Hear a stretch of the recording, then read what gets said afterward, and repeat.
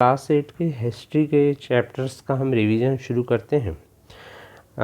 दो तरह की स्थिति बनी हुई है इस समय में। यदि आपका स्कूल में एग्ज़ाम होता है तो फिर आपको short answer question, long answer questions तैयार करने पड़ेंगे।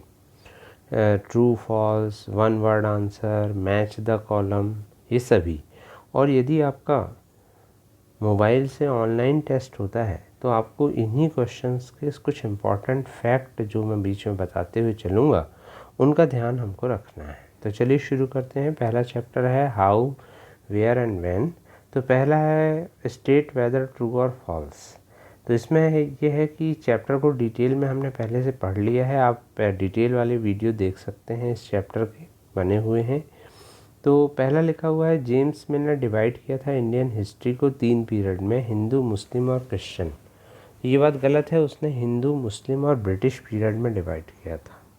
फिर सेकंड आ रहा है कि ऑफिशियल डॉक्यूमेंट हमको हेल्प करते हैं अंडरस्टैंड करने में, या कि लोग क्या सोचते हैं। तो ये बात गलत है। ऑफिशियल डॉक्यूमेंट से हमको ये बात पता नहीं चलती, क्योंकि लोगों की बात जो है वो लोगों से पता चलती है। फिर British thought surveys were important for effective administration. तो ये बात सच है, क्योंकि वो बहुत सारे सर्वे करवाते थे। अब चलते हैं what is the problem with periodisation of Indian history that James mill offer.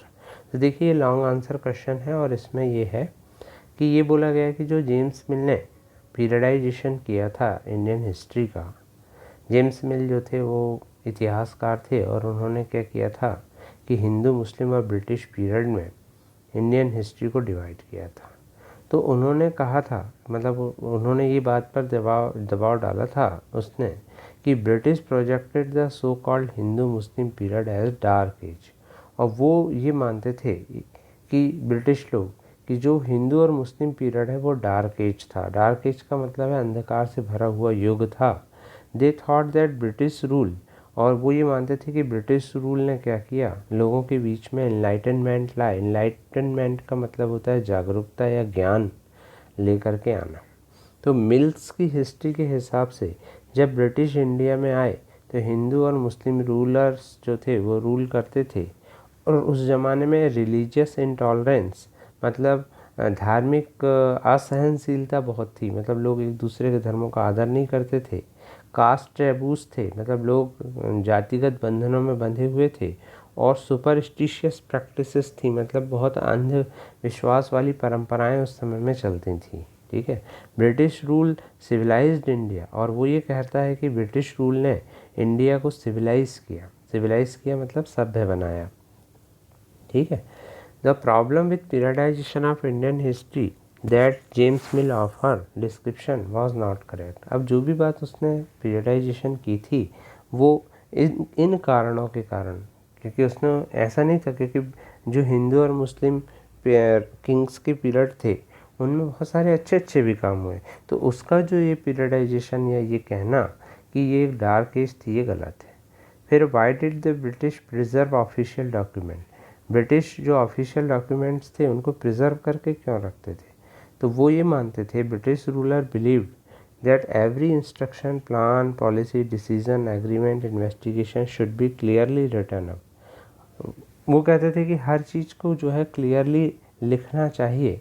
आज भी ये हमारे यहाँ परंपरा है कि भाई यदि कोई चीज़, मान लीजिए हम कोई मकान लेते हैं तो उसके लिए बाकायदा एग्रीमेंट होता है कि कितने में वो मकान लिए, या हम दुकान में जाते हैं तो बिल लेते हैं। तो ये क्यों लेते हैं, ताकि कल मान लीजिए कोई प्रॉब्लम आ जाए, तो जैसे मान लीजिए दुकान से आपने कोई सामान लिया, वो ख़राब निकल जाए या कुछ प्रॉब्लम आए, तो आप कम से कम दुकानदार से उस बिल के माध्यम से शिकायत तो कर सकते हैं ना। तो वैसे ही ब्रिटिश लोग जो थे हर ऑफिशियल डॉक्यूमेंट को प्रिजर्व करके रखते थे, क्योंकि वो जानते थे कि यही जो होगा वो हिस्ट्री बनेगा। ठीक है ना। और कल को जो कोई डिबेट हो जाए या कोई वाद विवाद वाली स्थिति आ जाए तो वो इन्हीं चीज़ों को लेकर के वो डिस्कशन कर सकते थे। तो this was necessary for proper study and debate about the important decision taken by British, so they carefully preserve all official record and created several archive and museum for the purpose। और उन्होंने इनके लिए काफ़ी सारे museum और archive भी बनाकर रखे थे। तो अब आपसे पूछा जा सकता है कि ब्रिटिश लोग कहाँ रखते थे जो भी डॉक्यूमेंट्स थे, कहाँ प्रिजर्व करके रखते थे? तो वो आर्काइव और म्यूज़ियम में रखते थे। ठीक है, ऑनलाइन के लिए यही छोटा सा क्वेश्चन इसमें बनेगा। फिर है how will the information historian get from old newspaper be different from that found in police report. Historians जो थे, जो भी इंफॉर्मेशन गैदर करते थे वो old newspaper, diary of people, account of pilgrims. Pilgrims मतलब होता है तीर्थयात्री या जो भी यात्रा करने आते थे लोग, उन्हीं के आधार पर इतिहास लिखा हुआ है। जैसे आपने 6th क्लास में हैन सॉन्ग, इत सिंह, इनके नाम सुने हैं। तो ऑटोबायोग्राफी जो थी इम्पॉर्टेंट लोगों की और बुकलेट जो थी उनसे वो लिखते थे। अब क्या होता था कि न्यूज़पेपर जो अकाउंट प्रोवाइड करते थे या जो न्यूज़ प्रोवाइड करते थे वो डिफरेंट पार्ट ऑफ कंट्री से रहती थी और उनमें जो न्यूज़पेपर में जो न्यूज़ होती थी वो वेराइड होती थी और उन घटनाओं पर आधारित होती थी जो उस समय होते थे। और लेकिन जो न्यूज़पेपर थे वो एक्चुअली क्या था, वो शोकेसिंग थे मतलब दिखाते थे वही घटनाएं जिनके में व्यू और थिंकिंग करस्पॉन्डेंट के होते थे, न्यूज़ एडिटर के होते थे। और इन पर ब्रिटिश लोगों का बहुत प्रभाव होता था क्योंकि सरकार नहीं चाहती थी, अंग्रेज सरकार की। और अपन ये लिख सकते हैं कि and these person were under British influence, ये वर्ड इसमें अपन लिख सकते हैं। जबकि क्या है, पुलिस रिपोर्ट जो थी वो ट्रू थी, प्रैग्मेटिक थी, लिमिटेड थी। ठीक है, पुलिस रिपोर्ट में ऐसा नहीं था। तो ज़्यादा अथेंटिक वो किसको मानते थे? पुलिस रिपोर्ट को मानते थे। ठीक है ना, और उसी से वो हिस्ट्री को लिखने की कोशिश करते थे। ठीक है, तो यही अपना क्वेश्चन है कि अब आपसे पूछा जाए कि भाई हिस्टोरियन को सबसे अच्छी इन्फॉर्मेशन, प्रैग्मेटिक इन्फॉर्मेशन, प्रैग्मेटिक का मतलब होता है जो व्यावहारिक हो, वो इन्फॉर्मेशन कहाँ से मिलती थी? तो वो उनको न्यूज़पेपर से मिलती थी। ठीक है, तो ये था आपका पहले चैप्टर का, फर्स्ट चैप्टर का रिवीजन। अब चलते हैं सेकंड चैप्टर। सेकंड चैप्टर बहुत इंपॉर्टेंट है, इसका नाम है फ्रॉम ट्रेड टू टेरिटरी। ये चैप्टर का नाम ट्रेड टू टेरिटरी क्यों है? क्योंकि जो ईस्ट इंडिया कंपनी थी वो हमारे देश में ट्रेड करने आई थी, व्यापार करने आई थी। लेकिन धीरे धीरे क्या किया, उन्होंने यहाँ की राजनीतिक स्थिति का लाभ उठाया और धीरे धीरे बहुत सारी टेरिटरी मतलब जो एरिया है उस पर अपना अधिकार कर लिया। तो चलिए अब हम देखते हैं ये चैप्टर में क्या क्या चीज़ें इंपॉर्टेंट है। तो देखिए, यदि आपका मोबाइल वाला एग्ज़ाम हो रहा है, ठीक है ना, यदि आप गूगल फॉर्म से या ऑप्शन वाले, अल्टरनेटिव वाले, मल्टीपल चॉइस वाले एग्ज़ाम दे रहे हैं, तो ये चैप्टर में जो जो डेट आई सबसे पहले उसका रिवीजन कर लेते हैं। तो 1498 में जो वास्को डिगामा था उसने डिस्कवर किया था सी रूट टू इंडिया। ठीक है ना, फिर दूसरा है 1600 में ईस्ट इंडिया कंपनी जो थी वो उसको सोल राइट मिल गया, ट्रेड करने का अधिकार मिल गया हमारे देश में। 1651 में जो फर्स्ट इंग्लिश फैक्ट्री थी वो हुगली नदी के किनारे इन्होंने स्थापित की थी। तो ये क्वेश्चन आपसे पूछा जा सकता है कि किस सन में उन्होंने स्थापित की थी। फिर डेथ ऑफ औरंगजेब, क्योंकि औरंगजेब जो था वो लास्ट मुग़ल शासक था जो बहुत पावरफुल था। ठीक है ना, तो वो कौन था? औरंगजेब। और उसकी डेथ कब हुई? 1707 में। फिर है बैटल ऑफ प्लासी। हमारे इंडिया के इतिहास में बैटल ऑफ प्लासी का बहुत महत्व है क्योंकि बैटल ऑफ प्लासी से ही जो है सिराजुद्दौला की हार हुई थी। देखिए, बैटल ऑफ पानीपत अलग है और बैटल ऑफ प्लासी अलग है। ये युद्ध के मैदानों के नाम है, प्लासी, पानीपत। ठीक है ना, तो जो प्लासी का लड़ाई हुई थी वो बंगाल के नवाब के बीच में और अंग्रेज़ों के बीच में हुई थी, जिसमें बंगाल का नवाब हार गया था और इसी से फिर क्या हुआ था, अंग्रेज़ों का शासन शुरू हुआ था। तो 1757 बहुत इम्पॉर्टेंट है। थर्ड बैटल ऑफ पानीपत जो है वो मराठा और अब अहमद शाह अब्दाली लोगों के बीच में हुई थी। ठीक है ना, ये भी बहुत इंपॉर्टेंट है क्योंकि इससे मराठाओं की बहुत बुरी हार हुई थी। ठीक, फिर है battle of Buxar. Battle of Buxar जो थी ये भी बंगाल में हुई थी। ठीक है, सिराजुद्दौला के बाद जो नवाब बैठे थे उनसे ये लड़ाई हुई थी। देखेंगे कौन से नवाब बैठे थे। बैटल ऑफ बक्सर 1764 में हुई थी और इसमें भी अंग्रेज़ों की जीत हुई थी। फिर 1799 में बैटल ऑफ श्रीरंगपट्टनम हुई थी। श्रीरंगपट्टनम की जो लड़ाई थी वो टीपू सुल्तान और अंग्रेज़ों के बीच हुई थी। टीपू सुल्तान ने अंग्रेज़ों को जो है बहुत सारे बैन लगा दिए थे अंग्रेज़ों के ऊपर। टीपू सुल्तान के पिताजी का नाम हैदर अली था, ये भी पूछा जाता है एग्ज़ाम में। तो ये डेट हमको अच्छे से याद रखना है, ठीक है। तो आई होप कि आपको ये डेट याद रहेंगी। फिर है 1839 में जो है महाराजा रणजीत सिंह की डेथ हुई थी। अब उसके बाद आ जाते हैं इम्पॉर्टेंट फैक्ट में कि who was the last powerful Mughal. सबसे लास्ट पावरफुल मुग़ल अब भी बताया मैंने आपको, वो कौन था? औरंगजेब था। कौन सा मुग़ल एम्परर 1857 की लड़ाई जब हुई थी स्वतंत्रता संग्राम की, तब तक हमारे मतलब तब भी था, तो वो थे अंतिम मुग़ल जो बादशाह थे, वो थे बहादुर शाह जफ़र। फिर है who was nawab of Bengal. Nawab of Bengal कौन था बिफोर सिराजुद्दौला? तो सिराजुद्दौला के पहले अलीवर्दी खान थे। किसने सिराजुद्दौला को हराया था या लैड किया था आर्मी को प्लासी की लड़ाई में? तो वो थे लॉर्ड क्लाइव या रॉबर्ट क्लाइव। रॉबर्ट क्लाइव के ये गवर्नर जनरल थे बंगाल के उस समय में। Who became the nawab of Bengal after the defeat of Sirajuddaulah. Sirajuddaulah की डिफीट के बाद कौन बना था? तो वो मीर कासिम बना था, ठीक। फिर है who was called tiger of Mysore. Tiger of Mysore किसको कहते थे? टीपू सुल्तान को कहते थे। Who was father of Tipu Sultan. Tipu Sultan के फादर का नाम क्या था? तो Haider Ali. With whom did Tipu Sultan establish close relationship to modernise his army. अपनी आर्मी को मॉडर्नाइज करने के लिए टीपू सुल्तान ने किसके साथ किसकी सहायता ली थी? तो वो फ्रेंच लोगों की सहायता ली थी। How many wars did British fight with Tipu Sultan and Haidar. तो टीपू सुल्तान और हैदर के साथ अंग्रेज़ों ने कितनी लड़ाइयाँ की थी? 4। Who was Marathas effective military and administrative head based in Pune. Pune में कौन था मराठाओं का सबसे प्रभुत्वशाली तो राजा? वो थे Peshwa. Which governor general initiated policy of paramountcy. Paramountcy का मतलब होता है कि हमारी ही अधिकार चलेगा, हमारी बात सबसे ज़्यादा सुनी जाएगी। तो वो कौन सा गवर्नर जनरल था? वो गवर्नर जनरल था Lord Hastings. Which governor general initiated policy of lapse. किस गवर्नर जनरल ने हड़प की नीति बोलते हैं, पॉलिसी ऑफ लैप्स का मतलब होता है इस, तो ये थे लॉर्ड डलहौजी। और इन्होंने कह दिया था कि मतलब यदि जो राजा हैं जिनके खुद के बेटे नहीं हैं, जिनके खुद के वारिस नहीं हैं, तो वो किसी को गोद लेके अपना वारिस नहीं बना सकते और उनका राज्य जो है वो ब्रिटिश राज्य में मिला लिया जाएगा। तो उस समय झांसी था, सतारा था, ऐसे बहुत सारी जगह थी जहाँ पर राजाओं के बेटे नहीं थे। तो इसलिए फिर क्या किया था इन्होंने अपने उसमें मिला लिया था अपने राज्य में, और इसलिए जो है महारानी लक्ष्मीबाई ने लड़ाई की थी। Who was the first governor general of India. तो first governor general of India, India का यदि पूछते हैं तो वो वारेन हेस्टिंग्स थे, ठीक है ना। तो ध्यान रखिएगा इंडिया की बात यदि वो करते हैं, क्योंकि first governor general of Bengal अलग था, वो आप पता लगाइए कौन था। Who was first governor general of Bengal. परंतु यदि first governor general of India पूछता है तो वो थे वारेन हेस्टिंग्स। अब मैच द कॉलम। दीवानी का मतलब होता है right to collect land revenue.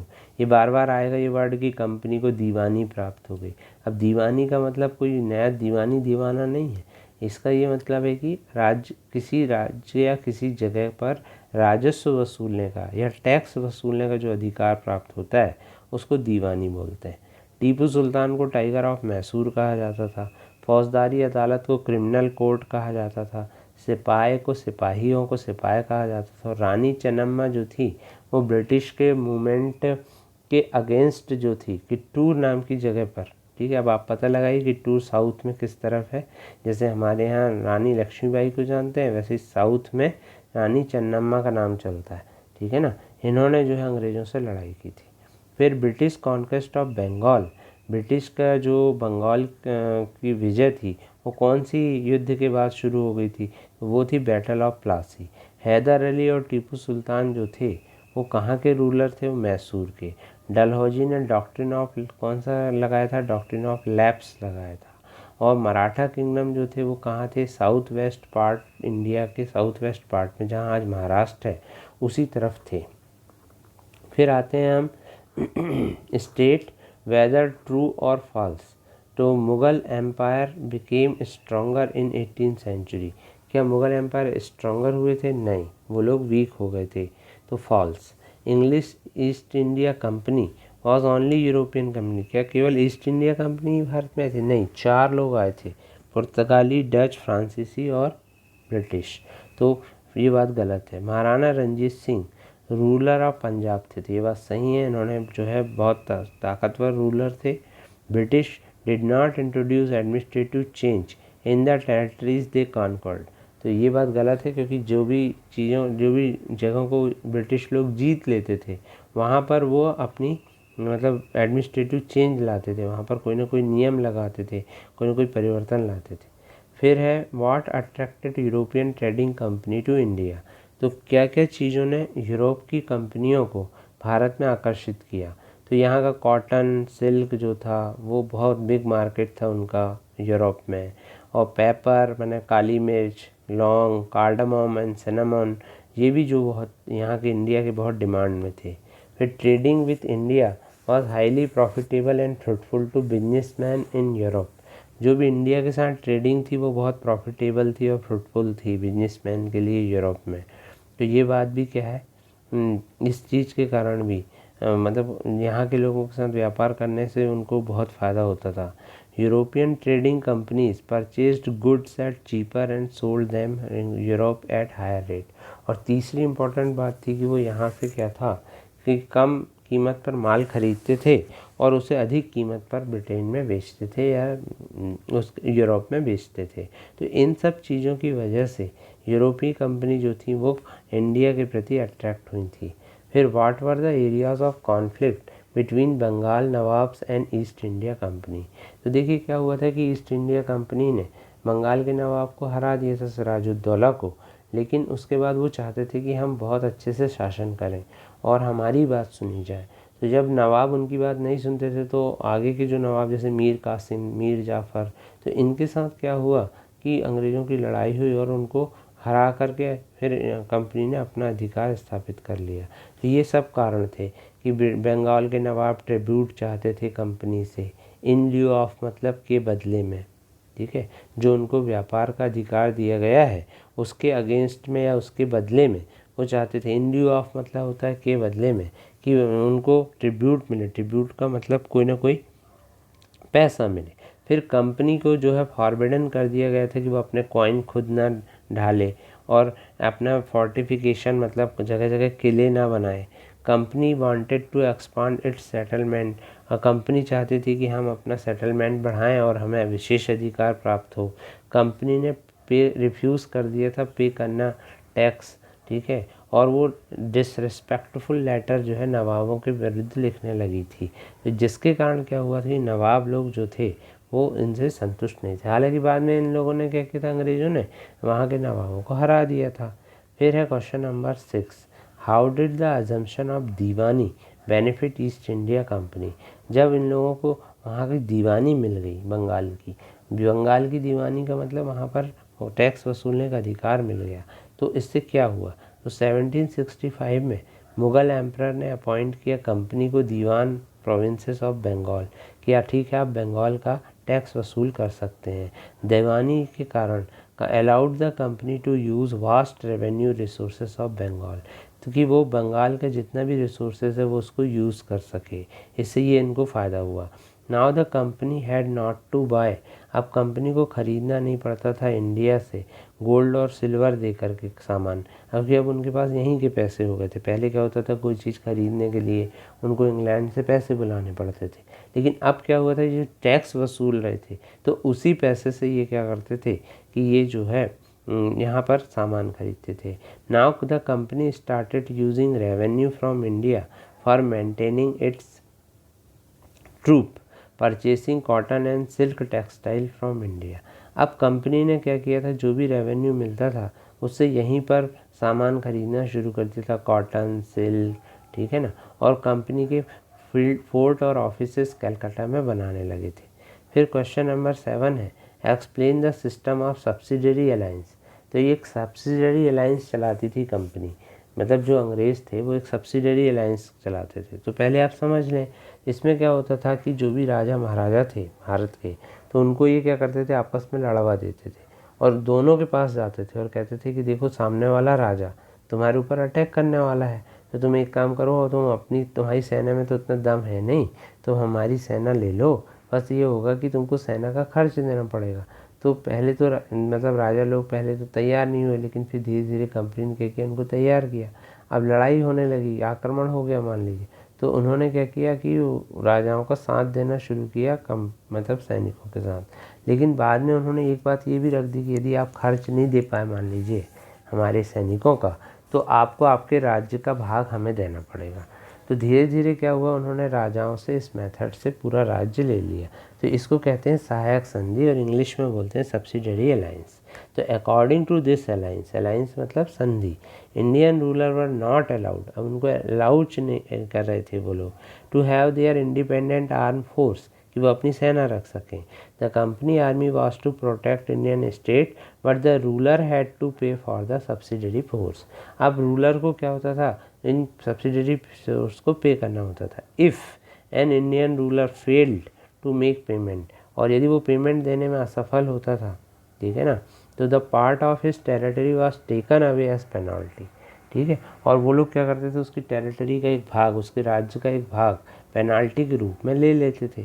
तो ये चीज़ थी। तो आपसे पूछा जा सकता है कि सब्सिडरी अलायंस में क्या करते थे अंग्रेज। दूसरा कौन से एग्जाम्पल हैं, तो उन्होंने अवध और हैदराबाद को इस तरह से अपने में मिला लिया था। फिर कंपनी का जो एडमिनिस्ट्रेशन था वो इंडियन रूलर से अलग कैसे था, तो उनका एक प्रॉपर सिस्टम ऑफ मैनेजमेंट था, और वो पंडित और मौलवी से पूछ करके जो है नए लॉ बनाते थे, ताकि लोगों को बुरा ना लगे, ना मुस्लिमों को बुरा लगे, ना हिंदुओं को बुरा लगे, ठीक है ना।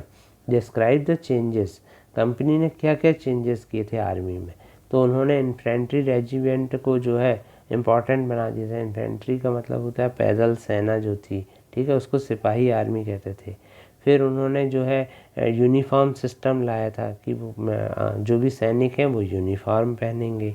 सोल्जर्स को यूरोपियन स्टाइल की ट्रेनिंग दी जाती थी, और उनमें ड्रिल और डिसिप्लिन का बहुत महत्व था। तो ये उनकी जो आर्मी थी उसमें अंतर था। तो आपसे पूछा जा सकता है, तो आर्मी में क्या था, उन लोगों ने यूनिफॉर्म को जो है इंट्रोड्यूस करवाया था। अब आते हैं क्वेश्चन चैप्टर नंबर 3 में। चैप्टर नंबर 3 का नाम है रूलिंग द कंट्री साइड। अब आप कहेंगे इतना सारा रिवीजन क्यों करा रहे हैं, तो देखिए मैं चाह रहा हूँ कि जो 6 मंथली एग्ज़ाम का जो सिलेबस है वो एक ही बार में रिवीजन हो जाए, बार बार आपको अलग अलग वीडियोस ना देखना पड़े। तो ये लगभग इन्हीं में से क्वेश्चन पूछे जाएंगे। फिर मैच द फॉलोइंग है कि जैसे रैयत का मतलब पीजेंट होता है, विलेज, महल को विलेज मतलब एक महलवाड़ी सिस्टम आएगा, उसमें महल का मतलब होता था विलेज। निज का मतलब होता है अपनी खुद की ज़मीन की में कल्टीवेशन करना, और रैयती का मतलब होता है जो कल्टीवेशन किया जाता था रैयत के लैंड में। रैयत का मतलब किसान होता था। तो रैयतवाड़ी प्रथा चलती थी, एक मतलब किसान। इन लोगों ने टैक्स की 2 मेथड यूज़ करी थी अंग्रेज़ों ने, रैयतवाड़ी और माहलवाड़ी। तो अब हम उसके बारे में पढ़ेंगे इस चैप्टर में। तो आप डिटेल में पढ़ना हो तो इसके बारे में उसमें दिया हुआ है। तो अब फिल इन द ब्लैंक्स की बात करें, जैसे ग्रोअर ऑफ वुड। वुड क्या होता था, एक प्लांट होता था जिससे डाई बना के और कलर किया जाता था कपड़ों को। तो उसकी जगह फिर क्या हुआ, इंडिगो आ गया। तो growers of woad in Europe saw indigo as a crop which would provide competition to their earning. तो उनको पता था कि भाई वुड करके एक चीज़ है जो पहले यूज़ करते थे, पर वुड से क्या होता था, कलर निकालना थोड़ा सा कठिन होता था। तो उसकी जगह इंडिगो, जिसको नील बोलते हैं, नील की खेती होती थी। The demand for indigo increased in late 18th century. अब इंडिगो की डिमांड बढ़ गई थी। क्यों बढ़ गई थी, क्योंकि कॉटन टेक्सटाइल का प्रोडक्शन बढ़ गया था। इंटरनेशनल डिमांड फॉर इंडिगो जब बाद में फिर क्या हुआ, जब सिंथेटिक डाइस आ गए तो फिर क्या हुआ, जो इसकी डिमांड थी इंडिगो की वो कम हो गई थी। और इसी कारण क्या हुआ था कि जो किसान इंडिगो की खेती करते थे उनको बहुत नुकसान होता था। The Champaran movement was against Indigo planters. और चंपारण मूवमेंट जिससे महात्मा गांधी का नाम जुड़ा हुआ है वो जो है वो भी इंडिगो प्लांटर्स के कारण हुआ था, या इंडिगो प्लांटर्स की प्रॉब्लम के कारण हुआ था। तो पहला है इसका क्वेश्चन कि describe the main feature of permanent settlement. Permanent settlement एक सिस्टम निकाला था, आप पूरा वीडियो देखेंगे तो और अच्छे से समझ में आएगा। इस सेटलमेंट के हिसाब से राजा और जो तालुकदार थे उनको ज़मींदार बना देते थे और उनको कहा जाता था कि भाई आप टैक्स वसूल करो, ठीक है ना, कंपनी के लिए। और जो भी अमाउंट है वो फिक्स था कि भाई इतना आपको देना ही देना है, ठीक है ना। कंपनी जो है वो रेवेन्यू नहीं बढ़ाएगी, ऐसा कंपनी ने कह दिया था। और ये मान के चल रही थी कि कंपनी से पैसा आते रहेगा। तो इस तरह से क्या हुआ कि वो टैक्स वसूलने का जो अधिकार कंपनी को मिला था वो कंपनी ने क्या करी, मतलब कंपनी यहाँ मतलब अंग्रेज की बात हो रही है, ठीक है, ईस्ट इंडिया कंपनी की। अब है how was the Mahalwari system. Mahalwari system permanent system से कैसे अलग था। तो अब क्या हुआ, जब इनको परमानेंट सिस्टम से फ़ायदा नहीं हुआ, आप पढ़िएगा पूरा वीडियो में दिया, तो उन्होंने एक महलवाड़ी सिस्टम बनाया। तो इसमें विलेज हेडमैन को इन्होंने रिस्पॉन्सिबल कर दिया कि भाई जो गांव का मुखिया है वो टैक्स वसूलेगा।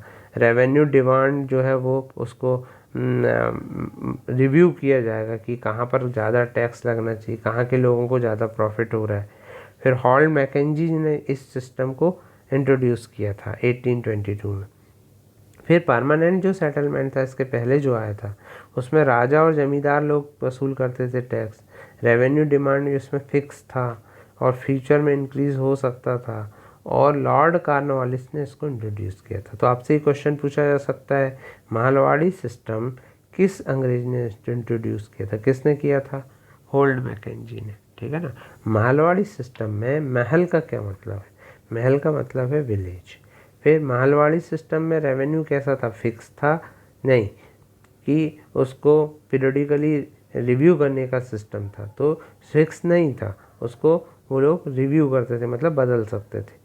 और कौन रिस्पॉन्सिबल था महलवाड़ी सिस्टम में, तो महलवाड़ी सिस्टम में विलेज हेडमैन को, गांव का जो मुखिया था उसको उन्होंने रिस्पॉन्सिबल बनाया था। जबकि परमानेंट सेटलमेंट में कौन रिस्पॉन्सिबल था, राजा और जमींदार, ठीक है ना। परमानेंट सेटलमेंट किसने शुरू किया था, लॉर्ड कॉर्नवालिस ने।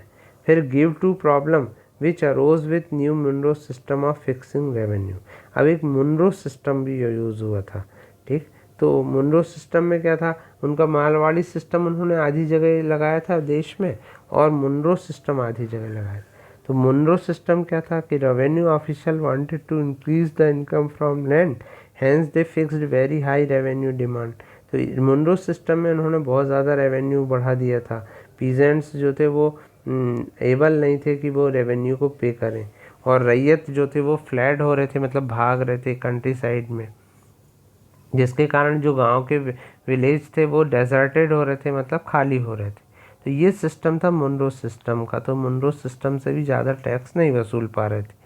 Y were ryots reluctant to grow indigo. अब जो किसान थे वो इंडिगो को उगाना नहीं चाहते थे। देखिए पहले, सबसे पहले आपको इंडिगो समझना पड़ेगा, बार बार ये शब्द आ रहा है। इंडिगो का मतलब होता है जैसे आप कपड़ों में नील करते हैं, वैसे जो कपड़ा उद्योग होता था, ठीक है ना, कॉटन का से जो कपड़े बनते थे उस टाइम पे, तो उनको क्या होता था एक्स्ट्रा वाइट करने के लिए, क्योंकि कॉटन क्या होता है हल्का सा रफ और पीले कलर का होता है, कॉटन का जो होता है ओरिजिनल। अब उसको फिर क्या होता है डाई करके और उसको वाइट कलर लाया जाता है या और भी कलर उसमें बनाया जाता है। तो उसमें इंडिगो करके एक प्लांट होता था, वो ये लोग उगाते थे। लेकिन जैसे इंडिगो लगाते थे किसान, तो उनकी पूरा खेत जो था वो बर्बाद हो जाता था, क्योंकि फिर वो बहुत बड़ा पेड़ होता था, फिर उसमें उससे फिर बहुत सारी चीज़ें बनाने में टाइम लगता था, ठीक है ना। तो ये इसलिए वो लोग नहीं चाहते थे। तो यही क्वेश्चन है कि why were Rawat reluctant. Reluctant का मतलब होता है अनिच्छुक होना, इच्छा ना होना। तो रिलक्टेंट क्यों थे, क्योंकि पहला प्लांटर्स उनको बहुत लो प्राइस देते थे इंडिगो का, ठीक है, जो भी प्लांट लगवाते थे उनके खेत में वो बहुत कम पैसे देते थे। रैयत जो थे वो अपनी कॉस्ट तक नहीं निकाल पाते थे। अर्निंग अ प्रॉफिट जो था वो बिल्कुल इम्पॉसिबल था। और रैयत जो थे वो सब डेप्ट के अंदर आ थे। डेट का मतलब होता है कर्ज में आ जाना। What were the circumstances which led to eventual collapse of indigo production in Bengal? Bengal में इंडिगो प्रोडक्शन क्यों कम हो गया था? तो रैयत जो थे वो रिफ्यूज़ करने लगे थे इंडिगो बोने के लिए। उनको विलेज हेडमैन और ज़मींदार ने सपोर्ट किया था। स्केल ऑफ प्रोटेस्ट इतना ज़्यादा था कि गवर्नमेंट को इंटरवीन करना पड़ा था और इंडिगो कमीशन को सेटअप करना पड़ा था गवर्नमेंट को। कमीशन ने ये एक्सेप्ट किया कि फॉल्ट है प्लांटर का, ठीक है ना, उन्होंने बताया। एंड अलाउड द रैयत टू ग्रो, और रैयत को कहा कि भाई आप जो फसल चाहें वो ग्रो कर सकते हैं, ठीक है ना। ये कमीशन जो है ये किसने बिठाला था, अंग्रेजों ने बिठाला था। This led to eventual collapse of indigo production in Bhopal Bengal. तो बंगाल में फिर अचानक क्या हुआ, इंडिगो का जो प्रोडक्शन था वो एकदम कम हो गया था। तो यही कारण था इस वजह से, क्योंकि वो लोग इंडिगो बोना नहीं चाहते थे। अब आते हैं chapter number 4, tribals Dikus and vision of a golden age. देखिए ये चैप्टर बहुत टफ है, इसको समझने के लिए आप इसका ओरिजिनल वीडियो ज़रूर देखें, तब आपको ये चैप्टर समझ में आएगा। इसमें ये बताया गया कि जो जनजातीय लोग जो जंगलों में रहते थे उनको जो है अंग्रेज़ों से क्या क्या नुकसान था, या उनके साथ ऐसी क्या स्थिति बनी जिससे उनको नुकसान हुआ। तो यही नाम है tribal dikus and vision of golden as.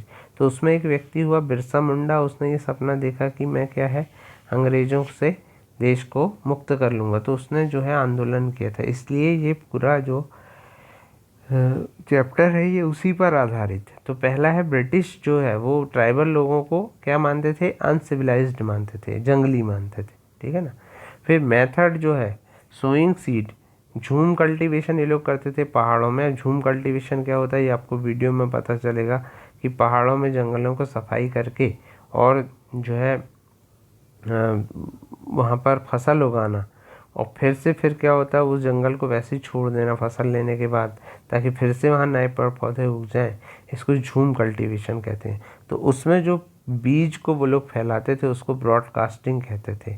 जो ट्राइबल चीफ थे उनको लैंड टाइटल किससे मिलते थे, ब्रिटिश लोगों से मिलते थे। ट्राइबल जो थे वो टी प्लांटेशन में काम करने के लिए गए थे और कोल माइनिंग में काम करने उनको जाना पड़ता था, ठीक है ना। तो ये अपन ने पढ़ा था पूरे लेसन में कि वो कहाँ जाते थे। अब ट्रू और फॉल्स आपको बताना है। झूम कल्टीवेटर्स जो थे वो प्लाऊ करते थे लैंड को और सो करते थे सीड को, तो ये बात गलत है। वो प्लाऊ नहीं करते थे, मतलब खेतों की जुताई नहीं करते थे। वो क्या करते थे, पेड़ों को काट देते थे और उनको खाड़ देते थे, और जो ज़मीन रहती थी उसमें क्या होता था, आग लगा देते थे। जो पेड़ बचते थे वहाँ पर उनमें आग लगा देते थे, और फिर क्या होता था कि उससे वो फिर सीड उस पे बो देते थे। तो ये था झूम कल्टीवेशन, ठीक है ना। ककून जो थे वो संथाल लोगों से ख़रीदते थे ट्रेडर लोग बहुत कम पैसे में, और बाद में उनको बहुत महंगा बेचते थे। तो ये बात बिल्कुल सही है, संथाल भी एक जनजाति है। बिरसा ने लोगों को अर्ज किया कि वो अपने आप को प्योरीफाई करें, उनमें गंदी आदतों को छोड़ दें। तो ये बात सही है, बिरसा मुंडा ने लोगों को काफ़ी जागरूक किया। और ब्रिटिश चाहते थे कि वो ट्राइबल वे ऑफ लाइफ को प्रिजर्व करें, तो ये बात गलत है। वो लोग नहीं चाहते थे कि हम ट्राइबल वे मतलब जो जनजाति ज़िंदगी है या जो जंगल में रहने वाले लोग हैं उनको प्रिजर्व करें।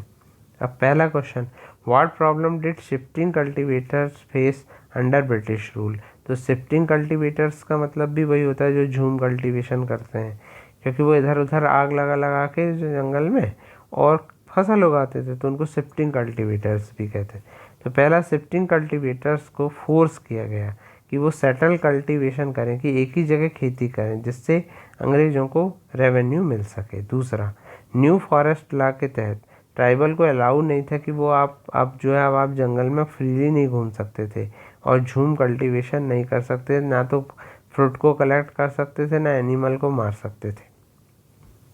फिर है तो इसलिए उनको जो है सर्च करने जाना पड़ता था, काम करने जाना पड़ता था, इसलिए वो लोग कोल माइंस में चले गए, इधर उधर चले गए। तो ये प्रॉब्लम उनको फेस करनी पड़ी। How did the power of British tribal chiefs change under colonial rule. कैसे जो ट्राइबल चीफ का पावर था उसको कॉलोनियल रूल मतलब ब्रिटिश रूल में चेंज कर दिया गया। तो जो फंक्शन पावर थे ट्राइबल चीफ के वो चेंज हो गए थे ब्रिटिश रूल में। उन्होंने अपने एडमिनिस्ट्रेटिव पावर को खो दिया था, मतलब जो जनजाति लोगों के राजा थे उन लोगों के पावर कम हो गए थे। उनको फोर्स कर दिया था कि आप ब्रिटिश रूल को फॉलो करो।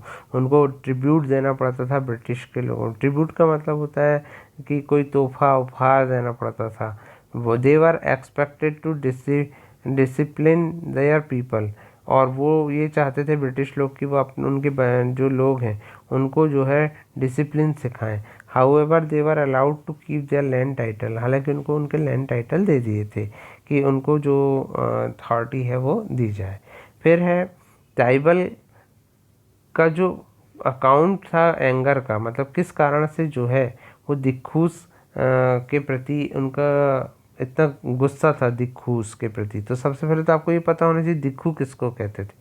तो दिक्खू का मतलब जो भी मनी लेंडर थे, जो भी सूदखोर थे, जो उनको पैसा देते थे, या जो भी ट्रेडर्स थे जो उनको बेवकूफ़ बनाते थे, और जितने भी आउटसाइडर और मर्चेंट थे वो उनको दिक्खू कहते थे, ठीक है ना। क्योंकि वो क्या करते थे, उनसे बहुत कम रेट पर उनके फॉरेस्ट के प्रोड्यूस खरीदते थे और उनको बहुत ज़्यादा इंटरेस्ट पर पैसा दिया करते थे। इसलिए मनी लेंडर और ट्रेडर्स जो थे उनको ईविल के रूप में ये लोग देखते थे, ठीक है ना। और यही जो था ट्राइबल के लोगों के दुख का कारण बनते थे। What was Birsa's vision of a golden age? Birsa का क्या विज़न था? तो बिरसा का क्या विज़न था? बिरसा ने 1895 में अर्ज किया उनके फॉलोअर को कि वो अपने ग्लोरियस पास्ट को याद रखें और वो देखें कि पहले वो जंगल में कितने अच्छे से रहते थे। He called it golden age, और उसने कहा कि भाई ये गोल्डन एज थी उस टाइम पर। He wanted tribal people to once again work on their land, वो चाहता था कि एक बार ट्राइबल पीपल अंग्रेज़ों के विरुद्ध लड़ाई करके जंगलों में अपना अधिकार प्राप्त करें, ठीक है ना, सेटल डाउन हो जाएं और कल्टीवेट करें अपने फील्ड को। उसने अर्ज किया कि वो दिक्खूस के अगेंस्ट में लड़ाई करें, और उनका विज़न गोल्डन एज का ये था कि ट्राइबल पीपल के लिए वो जो सपना देख रहे थे कि ट्राइबल पीपल अंग्रेज़ों से फ्री हो जाएं। Hence this vision appeal to people of the region, और इसीलिए क्या हुआ, वो इस विज़न को जो है वहाँ के लोगों ने पसंद किया। तो ये था आपका। तो बिरसा मुंडा ने लोगों को अर्ज किया, ठीक है। इसमें दिक्खू का क्या मतलब है आपसे पूछा जा सकता है। बिरसा मुंडा ने कब किया, कौन से सन में किया लोगों को अर्ज, तो या लोगों को मोटिवेट किस सन में किया, तो वो किया 1895 में। बिरसा मुंडा ने क्या कहा, गोल्डन एज के बारे में कहा, ठीक है ना। तो ये था आपका रिवीजन। आई होप कि अब आप रिवीजन कर लेंगे और तैयारी रखेंगे 6 मंथली एग्ज़ाम के लिए। एग्ज़ाम जैसा भी हो पर आपका रिवीजन हो जाना चाहिए। Thank you very much.